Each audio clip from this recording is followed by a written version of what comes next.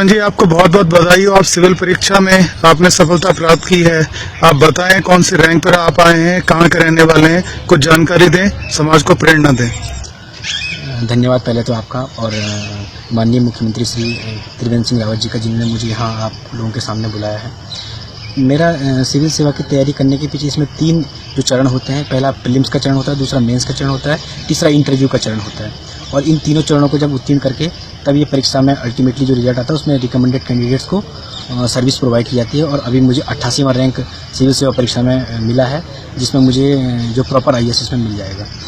और मैं उत्तराखंड के जो सभी लोग हैं, हमारे पहाड़ी जो लोग हैं, उन पहाड़ी लोगों को मैं यही संदेश देना चाहता हूं कि अपनी जो क्षमता है उस पूरी क्षमता का उपयोग करें। हम सभी लोगों में आगे बढ़ने के लिए पूरा पोटेंशियल है, बस उस पोटेंशियल को पहचानने की आवश्यकता है। क्योंकि हमारा जो जोग्राफिकल, हमारी जो टोपोग्राफी है हमारे पहाड़ की, वो ऐसी है कि हम लोग नेचर से बहुत इस प्रकार के होते हैं कि बहुत मेहनती होते हैं, लेकिन उस मेहनत को सही दिशा में चैनलाइज करने की आवश्यकता है। और मैं इस दिशा में हमारे सभी उत्तराखंड के जो युवा हैं, उन युवाओं को आगे ले जाने में मैं अपनी तरफ से जितनी मैं सहायता कर सकता हूँ, मैं सहायता करने के लिए तैयार हूँ। हमारे मुख्यमंत्री, माननीय मुख्यमंत्री जी इस दिशा में बेहतर प्रयास कर रहे हैं और उन्हीं के साथ मिल करके हमको इस उत्तराखंड की सेवा करनी है।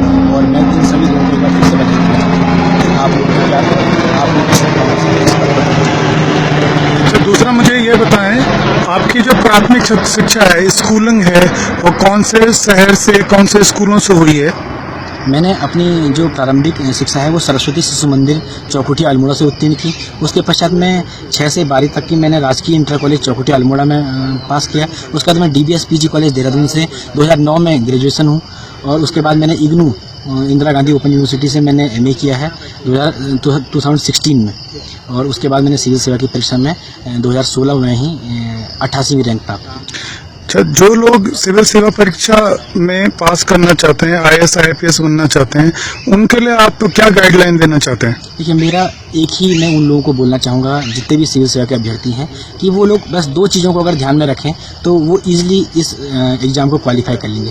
पहली चीज़ है पेशेंस। इस एग्ज़ाम के लिए धैर्य की बहुत आवश्यकता होती है। लंबे चरण होते हैं, प्रारंभिक परीक्षा, मुख्य परीक्षा, इंटरव्यू, एक तो ये चरण होता है। और इसलिए इसके लिए पैशन की आवश्यकता होती है, पेशेंस की आवश्यकता होती है।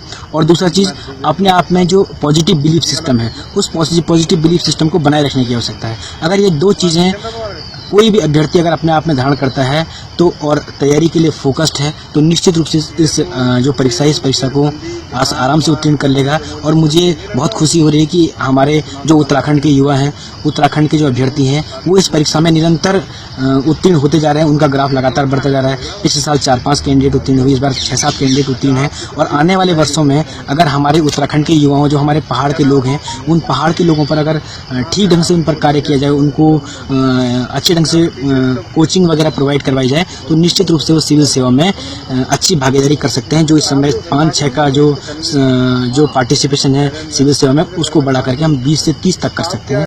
जी, उम्मीद है आपका करियर बहुत अच्छा आगे जाएगा, आप और ऊंचे पदों पर जाएंगे। आपके उज्जवल भविष्य के लिए मैं बहुत शुभकामनाएं आपको देता हूँ। आपका धन्यवाद, बहुत बहुत धन्यवाद।